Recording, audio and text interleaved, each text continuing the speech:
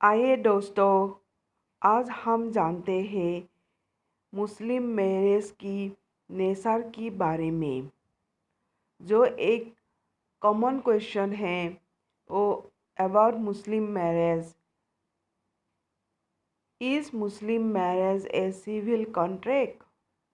Give a logical explanation of your answer. Muslim marriage is known as nikah. Nikah is defined to be a contract that has object of sexual intercourse and procreation of children.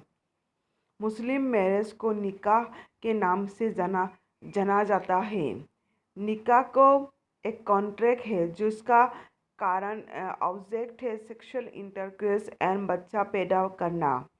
निकाह is not a sacrament but a civil contract. जैसे Hindu law में हमने पढ़ा है जे Hindu marriage is a sacrament, but in Muslim law Muslim marriage is a civil contract.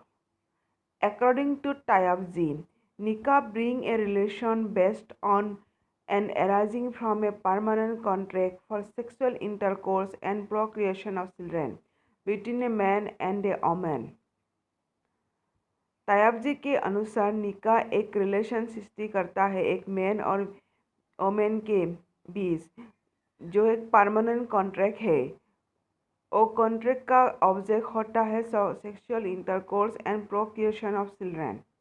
निकाह has social and religious aspects also, but we will study the legal concept which is a contract. निकाह का social और religious aspect भी होता है, लेकिन आज हम निकाह के लीगल कॉन्सेप्ट के बारे में जानेंगे। निकाह की लीगल कॉन्सेप्ट एक कॉन्ट्रैक्ट है।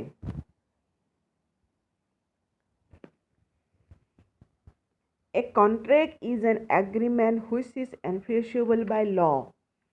जैसे दोस्तों हमने इंडियन कॉन्ट्रैक्ट एक्ट 1972 में पढ़ा है। What is contract? Contract is an agreement which is enforceable by law.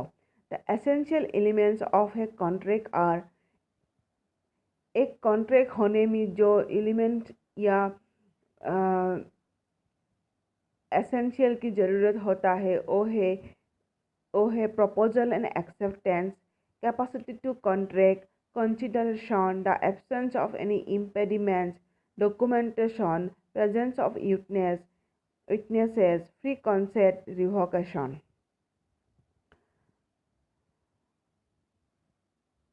अब हम सब मुस्लिम मैरिज की जो कॉन्टेक्चुअल कैरेक्टरिस्टिक है उसके बारे में जानेंगे।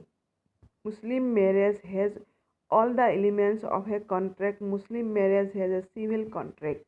Muslim marriage as a civil contract. Proposal and acceptance. Muslim marriage में प्रपोजल और एक्सेप्टेंस का क्या पोजीशन है उसके बारे में हम जानेंगे। In Mohammedan law proposal and acceptance is known as इजाब एंड कबूल। As a contract of sale, there is a proposal and acceptance in a Muslim marriage. Both ijab and kabul must be expressed at one meeting in the presence of witness. Mohammedan law में proposal और acceptance को ईजाब और कबूल के नाम से जाना जाता है। As a contract of sale there is a proposal and acceptance in Muslim marriage. Muslim marriage में प्रपोजल और एक्सेप्टेंस को एक ही मीटिंग में विटनेस के सामने कंप्लीट किया जाता है, एक्सप्रेस किया जाता है। Capacity to contract. In Muslim law the marriage party should have the capacity to contract marriage. Following are the essential elements of a निकाह। मुस्लिम लॉ में मैरिज जो करेगा both the male and female, यानी जो party है party से उन सब का वो कैपेसिटी होना चाहिए कॉन्ट्रैक्ट करने के लिए।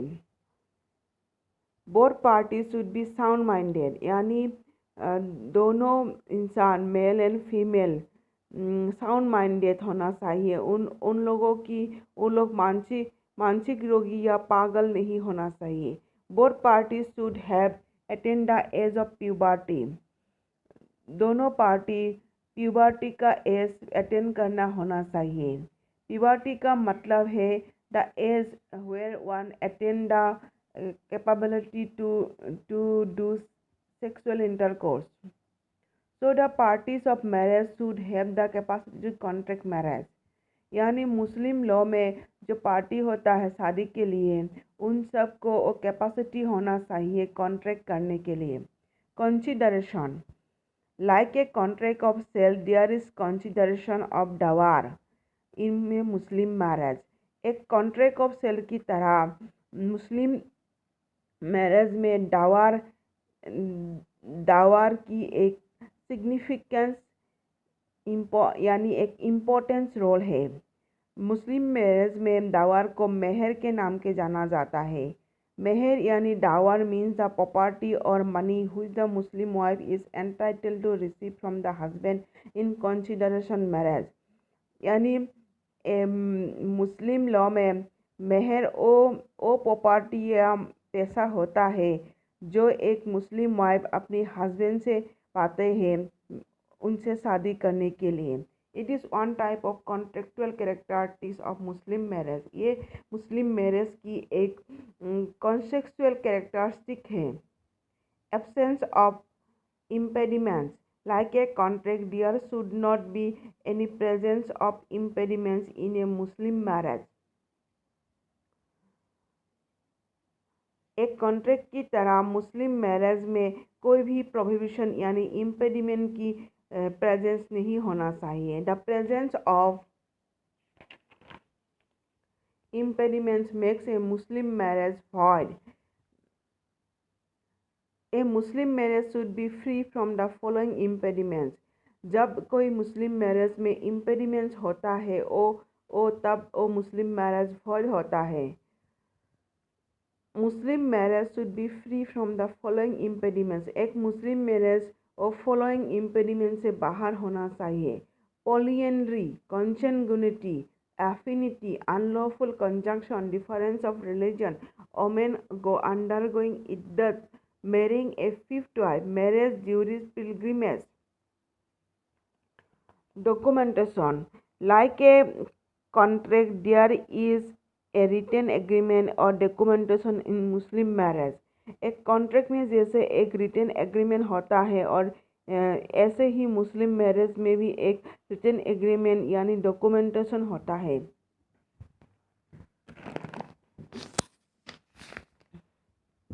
निकाहनामा is one type of documentation। After the consent of both the bride and the bridegroom, the निकाहनामा is prepared।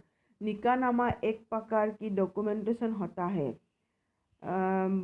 Bride दूल्हा और दुल्हन की कंसेंट लेने के बाद निकाहनामा को प्रिपेयर किया जाता है।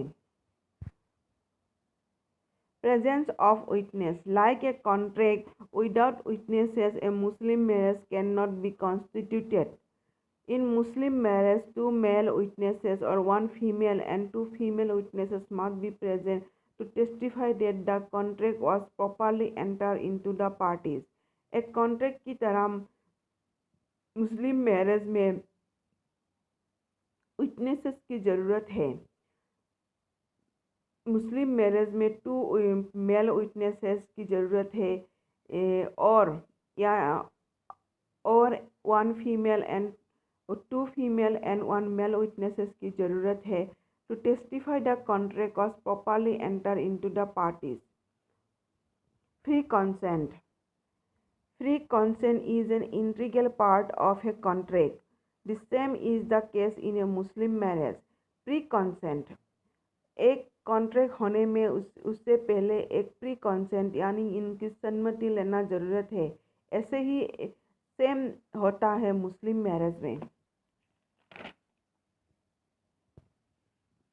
The same is in the case of Muslim marriage। The consent of both the male and female should be obtained without any force, fraud, undue influence, or by mistake or by misrepresentations। Muslim marriage में both the male and female consent should be obtained without any force fraud undue influence, यानी मुस्लिम marriage में किसी भी तरह की दवा के कारण अगर मैरिज होता है तो वो मैरिज को वॉइड किया जाता है। Revocation, a Muslim marriage can be revoked or broken by divorce. A contract can also be revoked. There may be types of divorce in Muslim marriage. एक मुस्लिम मैरिज को डाइवर्स या कि throw उसे block किया जाता है यानी और रिवोक किया जाता है। ऐसे ही होता है एक कॉन्ट्रैक्ट में भी। अब हम जानते हैं केस लॉ के बारे में। About the nature of Muslim marriage, the case law are Abdul Qadir versus Salima. Case law 1, Abdul Qadir versus Salima. It is one of the most important cases related to Muslim marriage.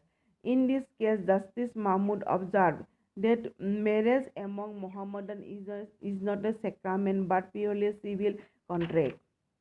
Without a valid contract of marriage, sexual intercourse between a man and women is unlawful. इस case में justice Mahmood ने observe किया कि Mohammedan में यानी मुसलमानों में जो मैरिज होता है वो एक सेक्रामेंट नहीं होता है, वो एक प्योरली सिविल कॉन्ट्रैक्ट होता है। विदाउट ए वैलिड कॉन्ट्रैक्ट, एक अगर वो मैरिज कॉन्ट्रैक्ट नहीं होता है तो जो मैन और वोमेन होता है उन लोगों की शादी अनफुल होता है और उन लोगों की सेक्सुअल इंटरकोर्स इलीगल होता है। तो हमने जाना है कि एक मुस्लिम मैरिज को फुलफिल करने में क्या क्या उपादानों की ज़रूरत होता है। Therefore, from the above discussion, it can be said that Muslim marriage is a contract whose object is to legalize sexual intercourse and procreation of children.